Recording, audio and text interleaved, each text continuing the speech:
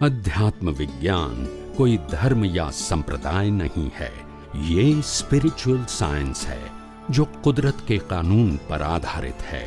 ये विज्ञान पूरे ब्रह्मांड के सभी रहस्यों को उजागर करता है और जीवन के सभी पहलुओं को समझने के लिए एक नई दृष्टि देता है। इसी को आर्ट ऑफ विजन कहते हैं, दुनिया को देखने की एक नई दृष्टि, जो अध्यात्म विज्ञानी परम पूज्य स्वामी श्री कमलेशानंद जी के निर्देशन में सनातन सत्य का अनुसंधान कर हमारे जीवन को प्रकाशित करे। जय सच्चिदानंद। तो चार्ज मन को लाइव प्रतिष्ठित आत्मा कहते हैं जी, और डिस्चार्ज मन को मैकेनिकल जी, क्योंकि उसमें चॉइस जो चार्ज किया है वही डिस्चार्ज होगा ना जी जी।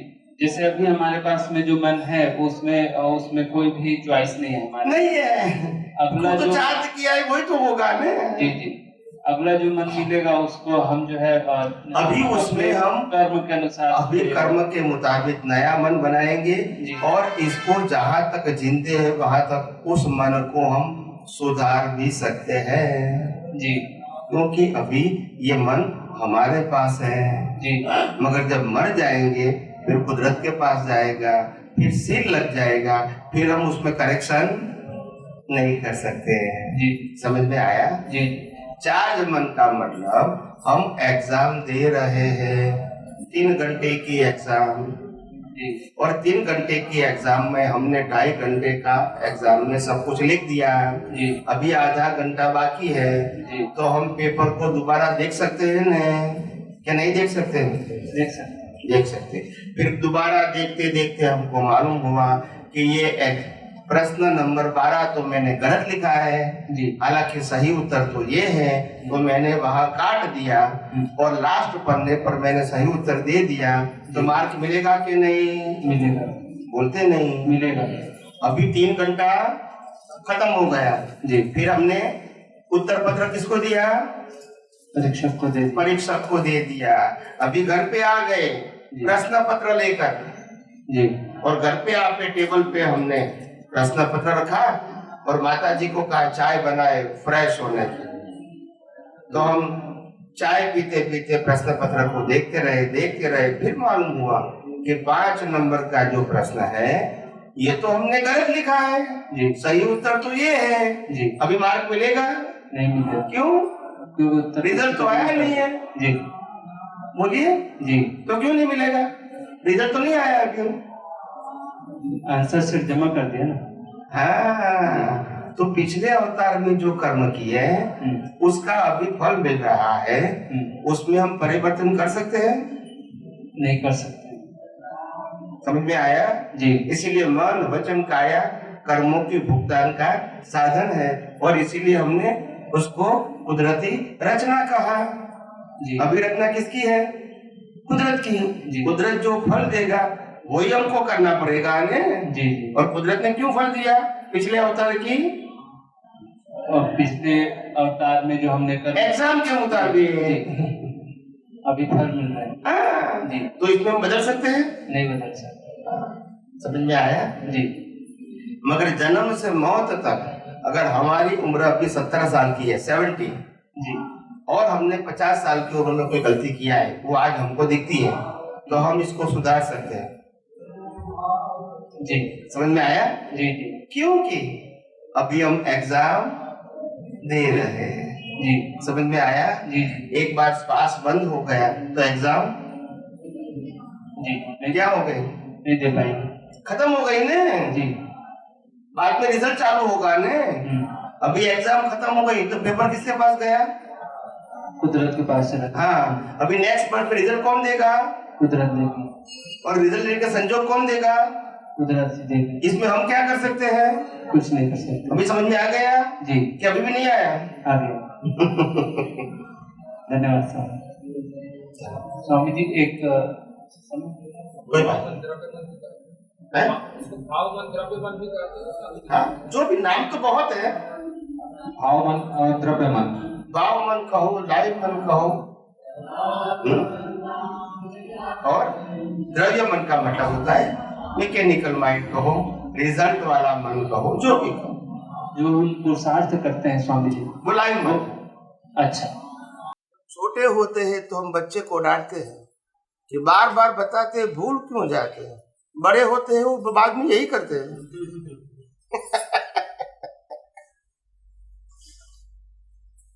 ये प्रकृति की आदत होती है। जिस जिस चीजों के अंदर से इंटरेस्ट जब चला जाता है तो उसकी जागृति, हाँ, पहले जब शुरुआत हुआ था कोविड का हमारे भारतवर्ष के अंदर, तो गवर्नमेंट ने कहा कि सबको मास्क पहनना है। तो लोग कहते हैं क्यों पहनेंगे, छोड़ दो, वो तो बोलते रहेंगे। क्या कहा, बोलते रहेंगे, गवर्नमेंट तो बताते रहेंगे, हम तो श्वास कैसे लेंगे। फिर 400 महीना तो कुछ किया नहीं, अनाउंसमेंट करते रहे। फिर कहा अभी नहीं पहनोगे तो 1000 रुपया दंड लेंगे। फिर सबको जागृति आ गई, बोलते नहीं है। 1000 रुपये की नोट जाएगी तो फिर जागृति आ जाएगी, फिर तो ध्यान देना पड़ेगा। चप्पल भूल जाएंगे मगर मास्क। तो ये हमारी प्रकृति है, आप समझे ना। तो ये हमारे जो क्या कहते हैं योगी आदित्यनाथ जी, बुलडोजर बाबा, तो ऐसा ही चाहिए। तो कोई चेंज नहीं होगा। सुधार करना है तो कुछ तो गलत चीजों को सुधार करना है तो ऐसा ही करना पड़ेगा। रातों रात तो ऐसा आप सब बातें करेंगे तो नहीं होगा। तो कितने सालों की गलती है, एकदम से तो नहीं होगी, मगर एक खौफ होता है गलती कम से कम नया न करने का, उसके लिए भी ऐसा करना पड़ता है। तो जो पूरी मंजिल बनाया हुआ है 10 मंजिले 15 मंजिले की इलीगल, मगर इलीगल होने के नाते गिरा दिया जाएगा सबके सामने और इसको टीवी और न्यूज़पेपर में बताया जाएगा, तो दोबारा कोई कॉन्ट्रैक्टर ऐसी गलती, तो ये बताने के लिए करना पड़ता है। आप समझे कि उनको जहां तक कोई प्रेशर नहीं आता है वहां तक वो जागृत नहीं होती है। क्या नहीं, और प्रेशर आने के लिए जिसके लिए जागृति करनी है उसकी वैल्यू समझ में आनी चाहिए। समझ में आता है, और वैल्यू समझ में नहीं आएगी तो फिर वहां अटेंशन नहीं रहेगा। घर में कहा, घर वाले ने कहा कि तुम अभी जॉब पर जाते हो और शाम को आते वक्त ये 4-5 काम करके आना। फिर कहेंगे सुना है आपने, रहा, फिर वो दिमाग में ऐसा रखते हैं कि चलो भी वो तो सब कुछ हो जाएगा, यानी इतना फोकस नहीं देते। नहीं करना है ऐसा भी नहीं, मगर फोकस नहीं करते, अटेंशन नहीं करते। फिर शाम को जब छूटते हैं तो क्योंकि अटेंशन या इंटरेस्ट नहीं बताया है तो भूल जाते हैं। भूलना नहीं है, मगर क्योंकि इंटरेस्ट नहीं लिया है तो भूल जाते हैं। फिर घर पे आते हैं तो स्वभाव होता है कि अरे मैं तो ये भूल गया। आप समझे, क्योंकि हमने उसके वैल्यू नहीं दिया। और जब आप बैंक में जाओगे और बैंक वाला कहेगा कि ये 20,000 रुपया है, 2000 रुपया 2 लाख रुपया है, 100 का बंडल आता है तो एक नोट में 2000 है, तो 100 में कितना होगा 2 लाख।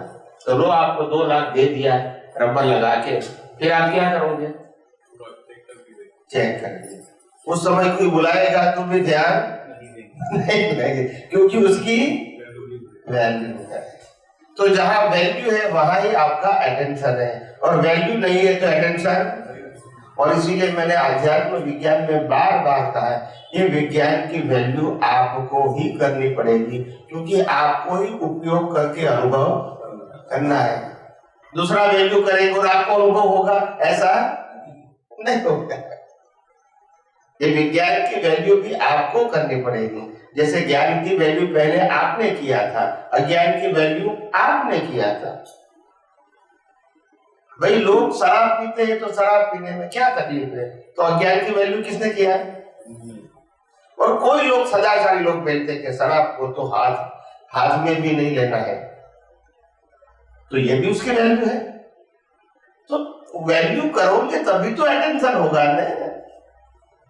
तो हर चीज में बिना इंटरेस्ट, बिना वैल्यू इंटरेस्ट नहीं आएगा, और बिना वैल्यू अनुभव भी नहीं होगा।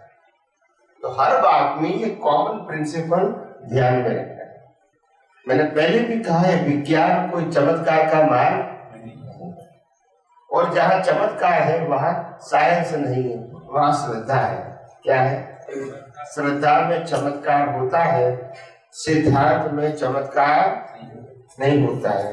क्यों नहीं होता है? क्योंकि सिद्धार्थ में तो एक ही बात है, कुदरत ने किसी को श्वास लेने तक की भी स्वतंत्रता नहीं दिया है, तो चमत्कार अपनी मर्जी से कैसे कर सकता है? बोलते नहीं है। और इसीलिए आध्यात्म विज्ञान में चमत्कार का कोई स्थान नहीं। जो भी होगा वो सिद्धांत पर ही होगा, यह श्रद्धा का स्थान।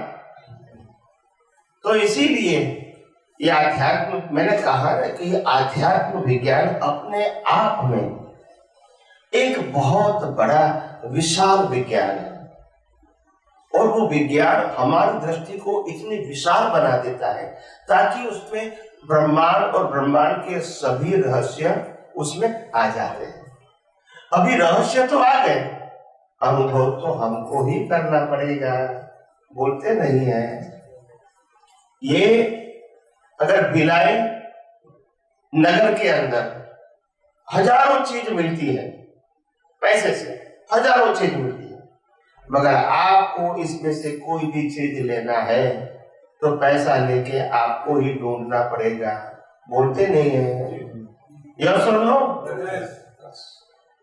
ऐसे ये आध्यात्म विज्ञान के अंदर ब्रह्मांड के सभी रहस्य खुले हैं, लॉक एंड की में नहीं है, मगर उसका अनुभव करने के लिए इंटरेस्ट, वैल्यू और प्रयोग हमको ही, और कोई चमत्कारिक मार्ग नहीं है। समझ में आया? ऐसा आध्यात्म विज्ञान हर व्यक्ति को खुद को अनुभव करना है, स्वयं को। क्योंकि आप जो अनुभव करते हैं वो कोई व्यक्ति का, कोई संस्था का, कोई गुरु का, वो कुदरत के कानून का अनुभव करते हैं, तो आपको ही करना पड़ेगा। ये किताबों में लिखने से अनुभव और किताबों में लिखा हुआ कंठस्थ करने से भी अनुभव नहीं होगा। समझ में आया? आपको खुद को ही समझना पड़ेगा कि आखिर ये दुनिया में इतनी सारी चीज है, तो मैं उसको त्याग करने की बात नहीं करता हूं, ग्रहण करने की बात नहीं करता हूं। और जैसा जैसा संयोग आएगा और जरूरत होगी तो हमारे पास आएगा भी और चला भी जाएगा। प्रश्न वो नहीं है आएगा और चला जाएगा, प्रश्न ये है कि ब्रह्मांड में इतनी सारी अवस्थाएं हैं, साधन है, व्यक्तियां हैं, संबंध भी है, मगर शरीर नहीं है तो कुछ नहीं है, बोलते नहीं है। शरीर नहीं है तो, मगर उसके आगे जाएंगे तो आत्मा नहीं तो शरीर भी नहीं है, बोलते नहीं है। तो अंत में वैल्यू किसकी करनी है? आत्मा है तो शरीर है, तो मेरे को दुनिया की चीजों की जरूरत भी, मगर आत्मा ही नहीं है तो लास्ट में वैल्यू किसकी करनी है? आत्मा। फिर शरीर की और शरीर की अवस्थाओं की वैल्यू करो, मगर कितनी करो कि ये जो हमको जरूरत है वो कुदरत के कानून के मुताबिक मिलेगा। मेरी मेहनत, बुद्धि और ताकत से राम को भी वनवास हुआ, पांडवों को भी वनवास हुआ, जहाँ खाना पीना भी नहीं मिला, बोलते नहीं है। आके ना तो बोलो, तो ये ताकत की बात है, संजोग की बात है। कृष्ण भगवान को पानी नहीं मिला तो ताकत की बात है कि संजोग की? तो कुदरत के कानून के ऊपर कौन है? नहीं, कुदरत के कानून के ऊपर कोई है? संजोग कौन देता है? कुदरत ही देता है। तो आत्मा को भी मानना पड़ेगा और कुदरत के कानून को भी मानना पड़ेगा। नहीं तो आप ये ब्रह्मांड के रहस्य को कभी नहीं जान सकोगे और छोटी छोटी बातों में, अवस्थाओं के अंदर राग द्वेष करके, मेरा तेरा करके उलझ जाओगे, इससे बाहर नहीं निकलेंगे। समझ, मेरी बात समझ में आई? इसीलिए मैं आपको ये रिलेटिव सत्य से ऊपर ले जाना चाहता हूँ। रिलेटिव सत्य का त्याग करना नहीं कहता हूँ, मगर आपकी दृष्टि को ऊपर उठाओ। सनातन सत्य वहां है, सनातन सत्य यहाँ नहीं है। ये 5 इंद्रियों से, ज्ञानेंद्रियों से जो अनुभव में आता है, सब रिलेटिव सत्य है। और रिलेटिव सत्य ही कुदरती रचना है। और कुदरती रचना के रिलेटिव सत्य को सनातन सत्य मानना वो ही अज्ञान है। वो ही क्यों अज्ञान है? क्योंकि रिलेटिव सत्य हमेशा टेम्पररी ही होता है। जो आज है और कल, और हम परमानेंट है और कुदरत का कानून भी। तो हम परमानेंट की बात को अनुभव करने का प्रयास करें या टेम्पररी की? टेम्पररी तो बदलती ही रहेगी। तो बदलती रहने के अनुभव करने से फायदा क्या है? बताइए आप। आज आपने अनुभव किया, कल चेंज हो गया, फिर अनुभव किया, चेंज हो गया, तो उसमें ज्यादा इंटरेस्ट देने की जरूरत नहीं। जरूरत के मुताबिक दो। क्या बताया? जितनी जरूरत है इतना इंटरेस्ट दो, उसको अंतिम सत्य नहीं मानो। मैंने अपने जीवन में बहुत सारी बातें ऐसी थी, बहुत सारी बातें मैंने सुनी, पढ़ी, सोची, फिर मैंने एक सार निकाला। आखिर मेरे को जीवन में क्या क्या सीखना चाहिए और करना चाहिए। तो मैंने अपने जीवन में देखा कि भी जीवन जीने के लिए इस काल में बिना पैसा हम जीवन नहीं जी सकते। चाहे साधु है, संत है, सन्यासी है, संसारी है, सबको पैसा चाहिए, डायरेक्ट या इनडायरेक्ट। यानी बिना पैसा काम नहीं चलेगा, आपकी कोई भी पोस्ट क्यों ना है। यस और नो? तो सबसे पहले हमको अपने जीवन के लिए पैसे के आधार से सुसज्ज होना चाहिए। ये पहली बात है, फर्स्ट कंडीशन। पैसा इतना आना आपके पास होना चाहिए ताकि किसी के पास जरूरत के लिए भी नहीं मांगनी पड़े। इतना तो पैसा होना ही चाहिए, नहीं तो आपकी फ्रीडम चली जाएगी और आपको लाचारी का अनुभव, और लाचारी करोगे तो फिर ये विज्ञान प्रगट, आपको किसी के आधार से जीना पड़ेगा। अगर वो चला जाएगा तो आपका जीवन बर्बाद हो जाएगा। ये क्या करूंगा, अगर ये नहीं है तो मैं क्या करूं, मेरे पास तो कुछ है नहीं। ऐसा कोई व्यक्ति हेल्प करती है, अच्छी बात है, मगर अपने पांव पे खड़ा होना चाहिए। ये संजोग है। क्या है? तो सबसे पहले आर्थिक दृष्टि से सक्षम होना चाहिए। मैं ऐसा नहीं कहता हूं कि हमको करोड़पति अब्जोपति बनना है, ये मैं नहीं कहता हूं। हमारी जरूरत कितनी है, इतना पैसा हमारे पास होना ही। मैं मौज शौक की बात नहीं करता हूं, जरूरत। इंग्लिश में कहते हैं नेसेसिटी। क्या बोलते हैं? हाँ, मैं फैसिलिटी की बात नहीं करता। इतना होना चाहिए, नंबर 1।